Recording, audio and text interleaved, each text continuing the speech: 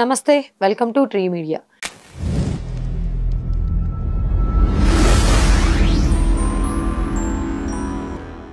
ఈరోజు మనతో సినీ క్రిటిక్ రాహుల్ అయ్యర్ గారు ఉన్నారు. నమస్కారం. నమస్తే.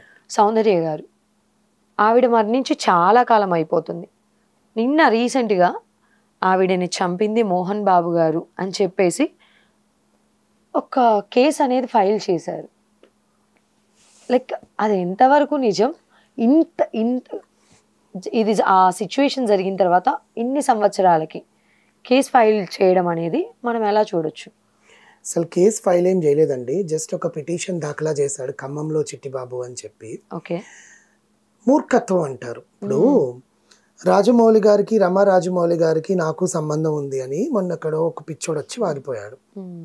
ఏమైపోయాడు ఆ పిచ్చోడు? ఉన్నాడా? తెలీదు. ఏమైపోయారండి? ఆయన ఉన్నారా? ఉప్పలపాటి శ్రీనివాసరావు గారు చచ్చిపోతానని చెప్పాడు కదా, 10 పేజీలు ఏదో రాశాడు మరణ వాన్మూలం. బతుకున్నాడా? తెలియదు కదా మనకు. అలాగే అంటే వీళ్ళు ఒక్కొక్కరు ఊరికి అట్లా ఏలియన్స్ అంటారు కదండి. ఏలియన్స్ ఎక్కడో లేరు, మనలోనే ఉన్నారనమాట. ఇలాంటి వాళ్ళని ఏలియన్స్ అంటాను నేను.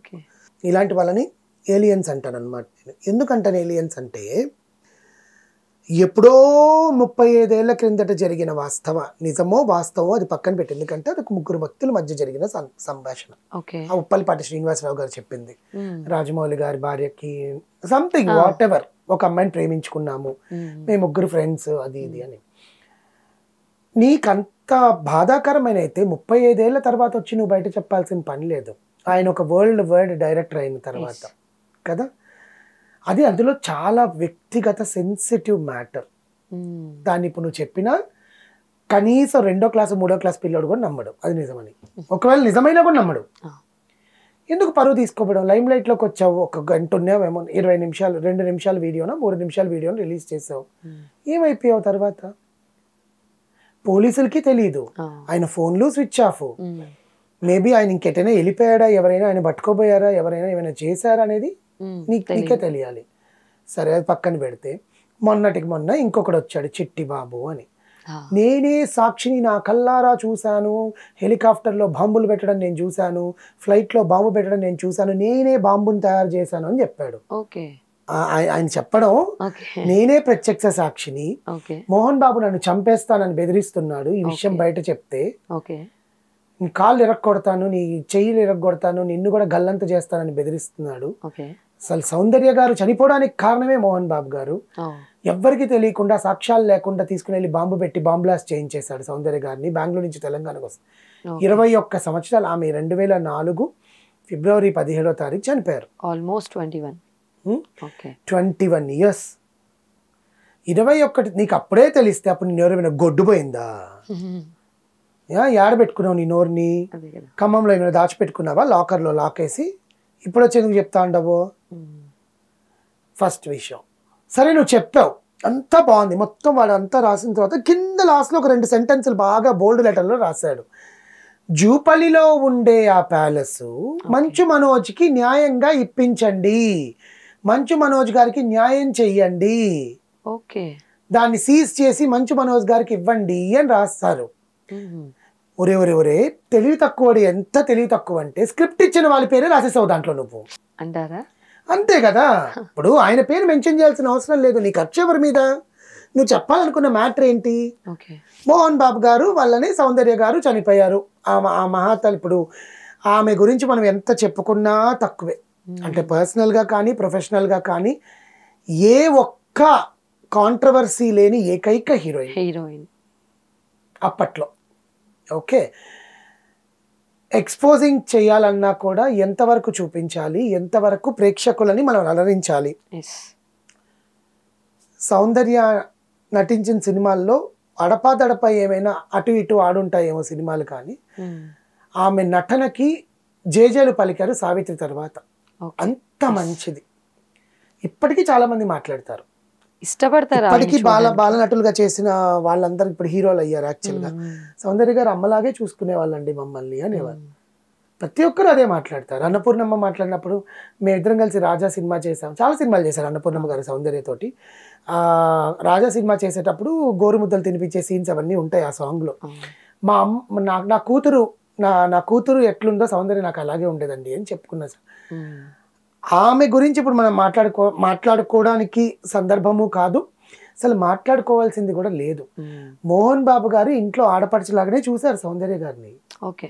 వీడేం రాశాడు, వాళ్ళిద్దరికి ఏవో సంబంధాలు ఉన్నాయని రాశాడు.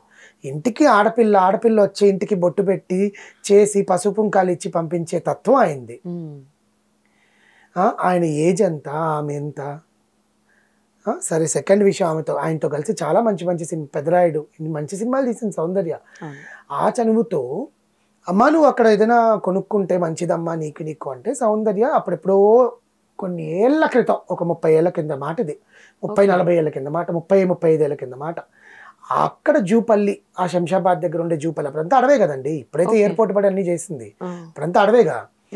ఆ అడవిలో ఏదో 6 ఎకరాల స్థలం కొనుక్కుంది ఆవిడ, కొనుక్కున్న ప్లేస్. అది కొనుక్కున్న తర్వాత మోహన్ బాబు గారికి రాసి ఇవ్వడమో ఏదో చేసుకోవడమో ఏదో జరిగింది, సంథింగ్, అది మనకు తెలియదు. సో ఆ స్థలాన్ని మోహన్ బాబు గారు కబ్జా చేశారు. మోహన్ బాబు గారు వెళ్ళి సౌందర్య గారి బ్రదర్ని అడిగారు, అమర్నాథ్ గారిని, ఆ స్థలం మాకు ఇవ్వండి, నేను కొనుక్కుని ప్యాలెస్ కట్టుకుంటాను అని చెప్పి. ఆయన ఇవ్వననేసరికి కోపం వచ్చి సౌందర్య గారిని చంపించేశారు.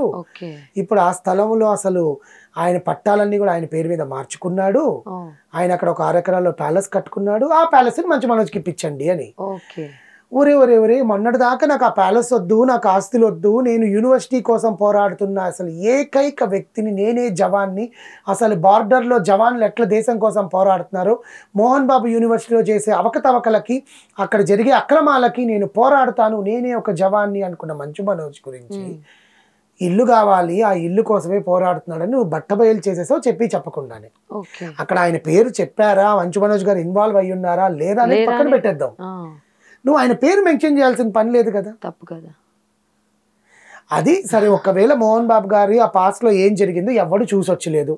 సరే, సౌందర్య గారు ఒకవేళ బతుకున్నుంటే ఆమె బయటకు వచ్చి అవునండి ఆయన అలా చేశారు అని చెప్తే నీ మాటలకు ఒక అర్థమైనా ఉంటది. అసలు ఈ వ్యక్తి ఈ కుటుంబం తాలూకా వ్యక్తి అసలు ఏమో, ఆ చిట్టిబాబు ఎక్కడి నుంచి వచ్చాడో, ఏ ఊరు నుంచి వచ్చాడో, ఏ బొక్కలో నుంచి వచ్చాడో, కానీ మోహన్ బాబు కుటుంబానికి సన్నిహితుడనే, బికాస్ ఇంత ఇన్ఫర్మేషన్, కొన్ని ఇన్ఫర్మేషన్స్ పర్సనల్ ఉంటాయి, కానీ మనుషుల్ని చంపించేశాడు. ఇంకెంతేనా అండి, ఆయన ఓంగా ఆయన కోపంగా మాట్లాడితే చంపించేసినట్టేనా? అలా అనుకుంటే అసలు మొన్న మీర్పేట కేసులో వాడు ఎంత అందంగా ఉన్నాడు ఆ జవాను, భార్యను చంపేశాడంటే ఎవరన్నా నమ్ముతారా? అంటే కోపంగా మాట్లాడిన వాళ్ళు, మా మైకులతో కొట్టేసే వాళ్ళు, లేకపోతే అరిచేసే వాళ్ళు, గోళాలు చేసేవాళ్ళు మనుషుల్ని చంపేస్తారు ఇంత దృష్టిలో. కామ్గా సైలెంట్ గా ఉండేవాళ్ళు అసలు ఉత్తములు, అసలు పతితులు అనమాట, వాళ్ళు ఏమి చేయరు. These are all the rumours అండి. ఒక మహానటి చనిపోయింది, ఆ వార్త విని చనిపోయిన ఆమె మీద కూడా, శవం మీద డబ్బులు ఏరుకునే రకంలాగా చనిపోయిన ఆమె మీద కూడా న్యూస్లు రాస్తారండి ఈ రోజుల్లో. నువ్వు ఇప్పుడు అది వెళ్ళి ఖమ్మం జిల్లా ఎస్పీకో డిఎస్పీకో ఒక లేఖ రాసావంటే, ఒక 3 పేజీల లేఖ, ఆ 3 పేజీల లేఖ కూడా వాళ్ళు ఓకే మాకు లేఖ వచ్చిందని ఒక ఫోటో ఇచ్చి పంపించారు, బికాజ్ వాళ్ళకు ఒక న్యూస్ కావాలి కాబట్టి.